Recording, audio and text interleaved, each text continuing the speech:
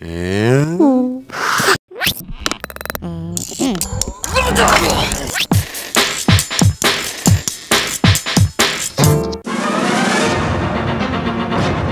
s'annonce difficile après la mort d'un policier hier soir à la Foire du Trône à Paris. Des témoins maintiennent qu'ils ont vu la victime pousser vers la nacelle qui l'a tué. Il est percuté de plein fouet. Le gardien de la paix, âgé de 31 ans et père d'une petite fille, meurt sur le coup. Un homme a été mis en garde à vue tout à l'heure après la disparition samedi soir d'une jeune femme de 23 ans. Sa voiture avait été retrouvée brûlée dimanche matin. Dans un centre commercial de Saint-Herblain.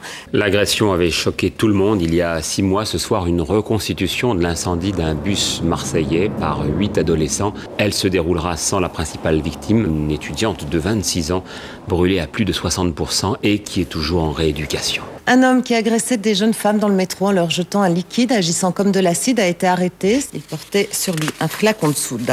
La justice encore avec l'ouverture du procès, celui de Pierre Olfou. Il est accusé, vous le savez, d'avoir, quelques semaines après sa libération, enlevé, violé, séquestré une fillette et une adolescente et de les avoir tuées, ainsi qu'une autre femme, dans des conditions barbares. Le procès des 2 jeunes hommes accusés d'avoir lapidé Gofrane, 23 ans, dans les quartiers nord de Marseille. Autre type de délinquance, celle qui aux États-Unis touche notamment les chauffeurs de taxi de Las Vegas. La coïncidence peut troubler. New York a été frappé un 11 septembre, Madrid un 11 mars, Alger un 11 avril. Une attaque qui a bien sûr ravivé l'angoisse d'un retour aux années noires du terrorisme. Et à noter ce soir ce commentaire du ministre de l'Intérieur, François Baroin. Ces attentats confirment que la France est sous la menace d'actes terroristes, dit-il. Il rappelle que le plan Vigipirate se trouve toujours au niveau de vigilance 3 sur une échelle de 4.